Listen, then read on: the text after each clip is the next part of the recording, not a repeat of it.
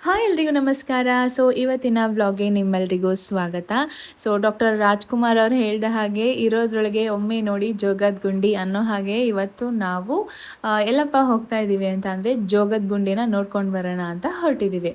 So ನನ್ನ husband birthday ಇತ್ತು. Husband birthday ಹಿಂದಿನ ದಿನ ನಾವು ಜೋಗ ನೋಡೋಕ್ಕೆ ಅಂತ ಹೊರಟಿದ್ದು ಸಂಜೆ ಅಷ್ಟೊತ್ತಿಗೆ.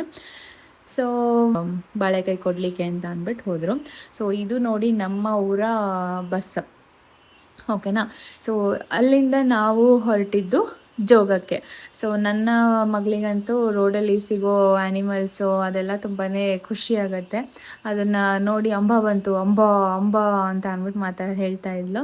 ಹಾಗೆ ಫೋನ್ ಅಷ್ಟೊಂದು ಲೈಕ್ ಮಾಡಲ್ಲ, ಬಟ್ ಹೀಗೆ ಇಟ್ಕೊಂಡು ಕಿವಿಗೆ ಅಪ್ಪನ ಹತ್ರ ಮಾತಾಡಿ ರೂಢಿ ಇದೆ ಅಲ್ವಾ, ಹಾಗಾಗಿ ಜಸ್ಟ್ ಕಿವಿ ಹತ್ರ ಇಟ್ಕೊಂಡು ಹಲೋ ಅನ್ನೋ ಥರ ಹಿಂಗೆ ಹೇಳ್ತಾ ಇರ್ತಾಳೆ. ಸೊ ಹಿಂದಿನ ದಿನ ತುಂಬ ಮಳೆ ಬಂದಿದ್ದರಿಂದ ನೋಡಿ ನಾವು ಹೋಗುವಂತಹ ರೂಟಲ್ಲಿ 1-2-3 ಮರ ಬಿದ್ದಿತ್ತು.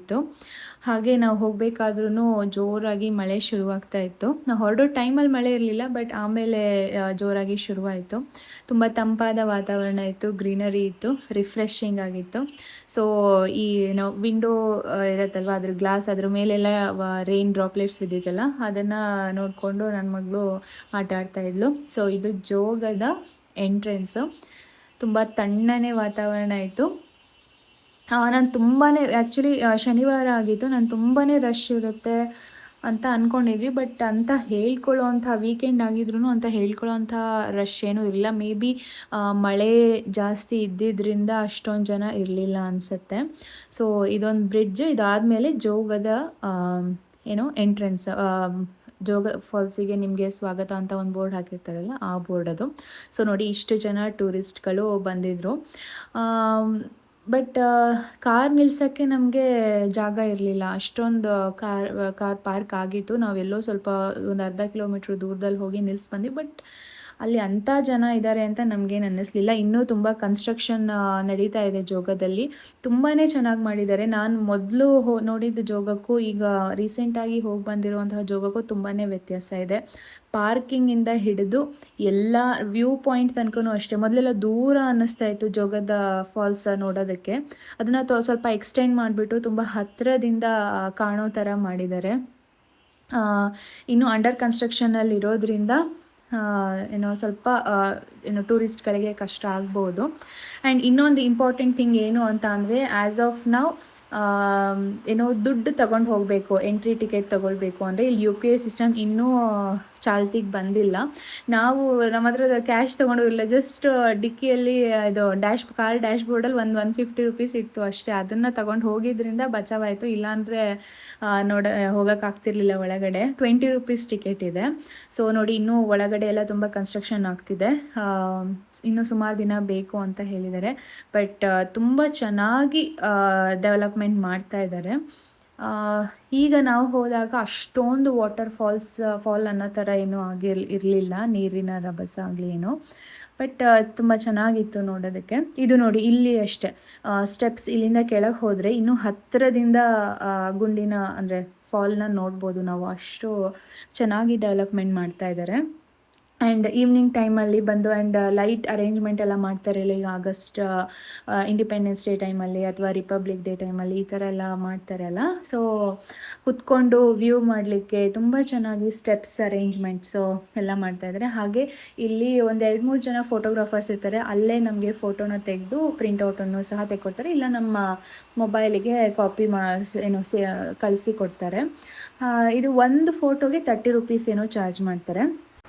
ಈ ವಿಡಿಯೋದಲ್ಲಿ ಸ್ವಲ್ಪ ಅಬ್ಸರ್ವ್ ಮಾಡಿದ್ರೆ ನಮ್ಮ ಆಪೋಸಿಟ್ ಸೈಡಲ್ಲಿ ರೆಡ್ ಕಲರ್ ಗೆಸ್ಟ್ ಹೌಸ್ಗಳು ಕಾಣ್ತಾ ಇದೆ ಅಲ್ಲ, ಅಲ್ಲೂ ಅಷ್ಟೇ ನಾವು ಪೇ ಮಾಡಿ ಉಳ್ಕೊಳ್ಬೋದು. ಆ ಕಡೆಯಿಂದನೂ ವ್ಯೂ ತುಂಬ ಚೆನ್ನಾಗಿದೆ. ಅದು ಇನ್ನೂ ಕ್ಲೋಸಪ್ಪಲ್ಲಿ ನೋಡ್ಬೋದು, ಬಟ್ ಅದನ್ನು ಎಂಟ್ರಿ ರಿಸ್ಟ್ರಿಕ್ಟ್ ಮಾಡಿದ್ದಾರೆ ಅನಿಸುತ್ತೆ. ಮೊದಲೆಲ್ಲ ಅಲೋ ಇತ್ತು, ಬಟ್ ಈಗ ರೀಸೆಂಟ್ ಒಂದು ಇಶ್ಯೂ ಏನೋ ಆಗಿರೋದ್ರಿಂದ ಅಲ್ಲಿ ರಿಸ್ಟ್ರಿಕ್ಟ್ ಮಾಡಿದ್ದಾರೆ. ಬಟ್ ನಮಗೆ ಈವ್ನಿಂಗ್ ಕತ್ಲಾಗಕ್ಕೆ ಬಂದಿದ್ದರಿಂದ ಆ ಕಡೆ ನಾವು ಹೋಗಲಿಲ್ಲ. ಬಟ್ ಅಲ್ಲಿಂದನೂ ವ್ಯೂ ಚೆನ್ನಾಗಿರುತ್ತೆ. ಸೊ ನಾನು ನನ್ನ ಮಗಳಿಗೆ ತೋರಿಸ್ತಾ ಇದ್ದೆ, ಹೇಳ್ಕೊಡ್ತಾ ಇದ್ದೆ, ಮಗಳು ನೋಡೋ ಇದು Raja Rani Roarer rocket. So 4 ಜಲಪಾತಗಳು ಇದೆ ಇಲ್ಲಿ ಜೋಗದಲ್ಲಿ ಅಂತ ಅಂದ್ಬಿಟ್ಟು ತೋರಿಸ್ತಾ ಇದ್ದೆ. ಅವಳು ತುಂಬ ಕ್ಯೂರಿಯಸ್ ಆಗಿ ನೋಡ್ತಾ ಇದ್ಲು. ಸೊ ನಾವು ಜೋಗ ಹೋಗದೆ ತುಂಬಾ ದಿನಗಳಾಗಿತ್ತು. ಈಗ ಒಂದು ಹೆಂಗಾಗತ್ತೆ ಅಂದರೆ ಆಯಾ ಊರಲ್ಲಿ ಯಾವುದ್ಯಾವುದೋ ಒಂದು ಪ್ರಸಿದ್ಧವಾದಂತಹ ಜಾಗ ಇರುತ್ತೆ. ಬಟ್ ಆ ಊರಿನವರಿಗೇ ಅಲ್ಲಿ ಪದೇ ಪದೇ ವಿಸಿಟ್ ಮಾಡ್ಲಿಕ್ಕೆ ಆಗಿರಲ್ಲ. ಎಲ್ಲಿಂದನೋ ಎಲ್ಲೆಲ್ಲೋ ಜನಗಳು ಬಂದು ವಿಸಿಟ್ ಮಾಡಿ ಹೋಗ್ತಾರೆ. ಹಾಗೇನೆ ನಮಗೂ. ಸೊ ನಮ್ಮ ಅಕ್ಕಪಕ್ಕದಲ್ಲೇ ಇದೆ ಜೋಗ. ಏನೊಂದು 15-20 ಕಿಲೋಮೀಟರ್ಸ್ ನಮ್ಮ ಮನೆಯಿಂದ. ಆದ್ರೂ ನಮಗೆ ಪದೇ ಪದೇ ಹೋಗೋಕ್ಕಾಗಿರಲಿಲ್ಲ. ಬಟ್ ತುಂಬ ದಿನ ಆದಮೇಲೆ ಬಂದ್ವಿ. ಸೊ ಹಾಗೆ ನೋಡ್ಕೊಂಡು ವಾಪಸ್ ಬರಬೇಕಾದ್ರೆ ಇಲ್ಲಿ ಕತ್ಲಾಯಿತು.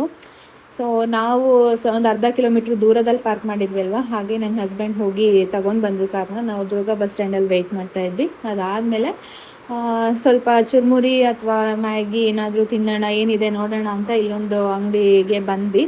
ಸೊ ನಾವು ಚುರುಮುರಿ ಮಾಡಿಸ್ಕೊಂಡು ತಿಂದ್ವಿ. ಪಾಪುಗೆ ಎಟ್ ದ ಸೇಮ್ ಟೈಮ್ ಹಸಿವಾಗತ್ತೆ ಅಲ್ಲ, ಹಾಗೆ ನಾನು ಅವಳಿಗೆ ಮನೆಯಿಂದನೇ ಮ್ಯಾಂಗೋ ಮತ್ತು ಪಪ್ಪಾಯಿ ಸ್ಮೂದಿ ಥರ ಮಾಡ್ಕೊಂಡು ಬಂದಿದ್ದೆ. ಸೊ ಅವಳಿಗೆ ಅದನ್ನು ತಿನ್ನಿಸಿದ್ವಿ. ಆಮೇಲೆ ನಾವು ಚುರುಮುರಿಯನ್ನು ಎಂಜಾಯ್ ಮಾಡಿದ್ವಿ. ಅವಳಿಗೆ ಏನಂದರೆ, ನನಗೆ ಮಾತ್ರ ಸ್ಮೂದಿ ಕೊಡ್ತೀರಾ, ನೀವು ಮಾತ್ರ ಮಂಡಕ್ಕಿ ತಿಂತೀರಾ, ನನಗೂ ಮಂಡಕ್ಕಿ ಬೇಕು. ಈಗ ಹೆಂಗಾಗಿದೆ ಅಂದರೆ ನಾವೇನು ತಿಂತೀವಿ ಅದು ಅವಳಿಗೆ ಬೇಕು ಅನ್ನೋ ಥರ ಅವಳಿಗೆ ಆಸೆ ಆಗಿಬಿಟ್ಟಿದೆ. ಸೊ ಹಾಗಾಗಿ ಅಲ್ಲಿಂದ ಚುರುಮುರಿನ ತಿಂದ್ಕೊಂಡು ಹಾಗೆ ನಾವು ಸಾಗರಕ್ಕೆ ಬಂದು ಇಲ್ಲಿ ಹೊಸದಾಗಿ ಒಂದು ಹೋಟೆಲ್ ಆಗಿದೆ, ಅಲ್ಲಿ ಹೇಗಿರುತ್ತೆ ನೋಡೋಣ ಅಂತ ಫಸ್ಟ್ ಟೈಮ್ ಇಲ್ಲಿಗೆ ಬಂದ್ವಿ. ಪಾಪ ಮಗಳಿಗೆ ನಿದ್ದೆ ಬಂದಿತ್ತು. ಬಟ್ ಮೇಲೆ ಕರ್ಕೊಂಡು ಬರೋಷ್ಟೊತ್ತಿಗೆ ಹೋಟೆಲಿಗೆ ಅವಳಿಗೆ ಎಚ್ಚರ ಆಗೋಯಿತು.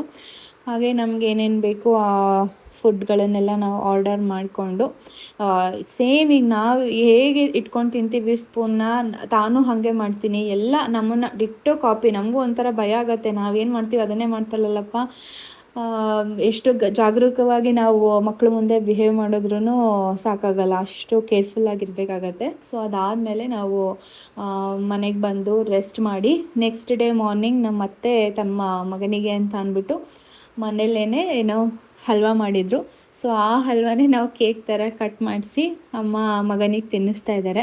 ಅಲ್ಲಿ ಅಮ್ಮ ಮಗನಿಗೆ ಸ್ವೀಟ್ ತಿನ್ನಿಸ್ತಾ ಇದ್ದರೆ, ಇಲ್ಲಿ ನಮ್ಮ ಮೇಡಮ್ ಅವರು ನಾನು ಕಸ ಗುಡಿಸ್ತೀನಿ ಅಂತ ಅಂದ್ಬಿಟ್ಟು ಮನೆ ತುಂಬ ಕಸ ಗುಡಿಸ್ತಾ ಇದ್ದರು. ಸೊ ಅದಾದಮೇಲೆ ನಾನು ಹಸ್ಬೆಂಡ್ ಮತ್ತು ಪಾಪು ನಮ್ಮ ಅಮ್ಮನ ಮನೆಗೆ ಬಂದ್ವಿ. ಅಲ್ಲಿ ನಮ್ಮ ಅಪ್ಪ ಅಮ್ಮ ಅಳಿಯನಿಗೆ ಬರ್ತ್ಡೇ ಗಿಫ್ಟನ್ನು ಕೊಟ್ಟು ಆಶೀರ್ವಾದ ಮಾಡಿದ್ರು. ಸೊ ಅದಾದಮೇಲೆ ನಮ್ಮ ಪ್ರಾಡಕ್ಟ್ಸನ್ನು ಬ್ಯಾಂಗ್ಳೂರಿಗೆ ಕೊರಿಯರ್ ಮಾಡೋದಿತ್ತು. ಹಾಗಾಗಿ ಅದನ್ನು ಮಾಡಿ ಆನಂತರ ನಮ್ಮ ಮನೆಗೆ ನಾವು ವಾಪಸ್ ಬಂದ್ವಿ. ಐ ಹೋಪ್ ನಿಮ್ಮೆಲ್ರಿಗೂ ಇವತ್ತಿನ ವ್ಲಾಗ್ ಇಷ್ಟ ಆಯಿತು ಅಂದ್ಕೊಳ್ತೀನಿ. ಮುಂದಿನ ವ್ಲಾಗೊಂದಿಗೆ ಮತ್ತೊಮ್ಮೆ ಭೇಟಿಯಾಗೋಣ. ಬಾಯ್ ಬಾಯ್.